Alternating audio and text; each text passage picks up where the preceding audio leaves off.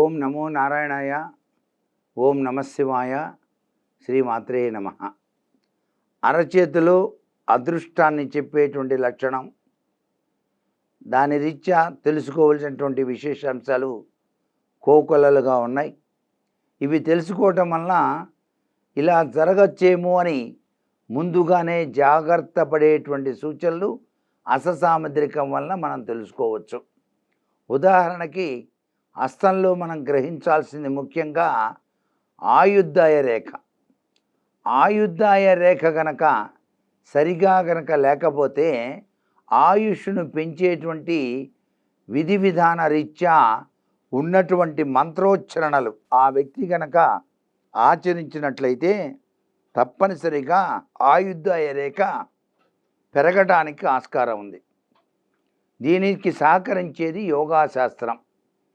యోగశాస్త్రం కూడా సహకరిస్తుంది. అంటే రోజు సూర్యోదయ పూర్వమే నిద్ర నుంచి లేచి చక్కగా దంతధావనం అయిన తర్వాత యోగాధ్యయనం చేయాలి.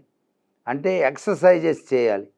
ఎక్సర్సైజెస్ చేస్తూ ఆ యొక్క ఉచ్ఛ్వాస నిశ్వాసాల గతిని తెలుసుకుంటూ కొన్ని ముఖ్యమైన సూత్రాలు పాటిస్తే మీ హస్తరేఖల్లో ఆయుద్ధాయ రేఖలో వచ్చినటువంటి రుగ్మతలు తొలగింపబడటానికి ఆస్కారం ఎక్కువగా ఉంటుంది. ఒక శాస్త్రానికి మరొక శాస్త్రానికి ఇంటర్లింక్ ఉంటుంది. మనకి హస్తసాముద్రికంలో న్యూమరాలజీ ఒకటి తప్పనిసరిగా ఇంటర్లింక్. అట్లాగే యోగా శాస్త్రం అంటే యోగా చేయాలి తప్పనిసరిగా. యోగా చేసినప్పుడే ఈ ఉచ్ఛ్వాస నిశ్వాసాలు చక్కగా ఆడతాయి. మనకి హస్తసాముద్రిక రీత్యా ఈ యొక్క ఆయుద్ధాయ రేఖలో శ్వాసకోశ సంబంధమైన రుగ్మతలు ఉన్నాయనుకోండి, అవి పోవాలి అంటే వీళ్ళు తప్పనిసరిగా ఉచ్ఛ్వాస నిశ్వాసాల ఎక్సర్సైజ్ చేయాలి.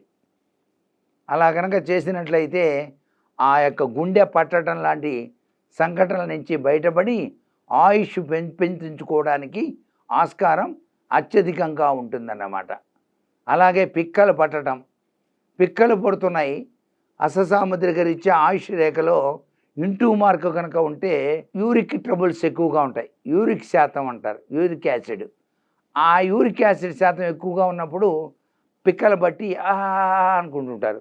అలా పట్టకుండా ఉండి చక్కగా ఉండాలంటే తప్పనిసరిగా యోగాధ్యయనం చేయాలి. అంటే పడుకొని 1 2 3 4 అంటూ కాళ్ళు ఎత్తి కింద పెట్టడం, ఒక కాలు ఎత్తడం కింద పెట్టడం, మళ్ళీ కాలు తిప్పటం, అటు ఇటు తిప్పటం, ఇట్లా 10-12 సార్లు చేసుకోవాలి. ఇలా కనుక చేసినట్లయితే ఆ రేఖలో ఉన్న కత్తెర గుర్తు స్క్వేర్ గుర్తుగా మారటానికి ఆస్కారం ఉంది. ఎందుకంటే స్క్వేర్ గుర్తు అనేది రక్షింపజేసే గుర్తుగా గుర్తుపెట్టుకోండి. అససాముద్రికంలో ఒంటి మీద ఈ యొక్క చేతి మీద ఎక్కడైనా స్క్వేర్ గుర్తుంటే అది మీకు ఉపద్రవాన్ని నుంచి రక్షిస్తోంది సుమా అని. అదే కత్తెర గుర్తు కనుక ఉంటే మీకు కత్తెర పడుతుంది జాగ్రత్త అని. అంటే ఏంటనమాట, లైఫ్ కట్ అవుతుందా, బీ కేర్ఫుల్ అని. ఇది చాలా ముఖ్యమైన విషయాలండి. అట్లాగే చక్కటి గుర్తులు ఉంటాయి కొన్ని. ఆ గుర్తులు కనుక వస్తే విపరీతమైన ఖ్యాతి వస్తుంది. మీ హస్తంలో కనుక ట్రయాంగిల్ వచ్చిందనుకోండి, విపరీతమైన సంపద వచ్చి పడుతుంది. ఉన్నట్టుండి లాటరీ టికెట్ కొంటాడు ఏ కేరళలో వెళ్ళి, ఉన్నట్టుండి డబ్బులు వచ్చి పడతాయి. అట్లా కూడా జరగడానికి ఆస్కారం ఉంది. ఇవన్నీ కూడా హస్తసాముద్రిక రీత్యా తెలుసుకోవాల్సిన ముఖ్య విషయాలు. అసలు హస్తం చూసేటప్పుడు మనం గమనించాల్సింది ముఖ్యమైన రేఖ ఆయుద్ధాయ రేఖ. ఈ ఆయుద్ధాయ రేఖ ఎక్కడ ఉంటుందంటే ఈ శుక్రమౌంట్ పక్కన ఉంటుంది, ఇలా పైకి పోయి ఉంటుంది. దీన్ని ఆయుద్ధాయ రేఖ అంటారు. దీని యొక్క కొలతని బట్టి ఎన్ని సంవత్సరాలు ఇతను జీవిస్తాడో కూడా చెప్పవచ్చు అన్నమాట. అట్లాగే మనిషి జీవితంలో ఉన్న మనసు యొక్క రేఖ ఉంది, దాన్ని ఆత్మరేఖ అంటారు. ఈ ఆత్మరేఖ ఇక్కడ పై భాగాన మౌంట్లో ఉంటుంది. ఈ ఆత్మరేఖ లేకుండా ఉన్న వ్యక్తులు ఎవరి మాట వినరు. కొంతమందికి ఆ రేఖ ఉండదండి, ఒకటే ఒక గీత ఉంటుంది. అంటే ఏంటి, వీడు ఆత్మ లేనివాడు, ఆత్మరేఖ లేదు అంటే మానవత్వం తగ్గింది అని అర్థం. వాడే మొండిగా ఉంటాడనమాట. బాబాయ్ తొక్క నీ మాట అనేది అనే లక్షణాల్లో ఉంటారనమాట.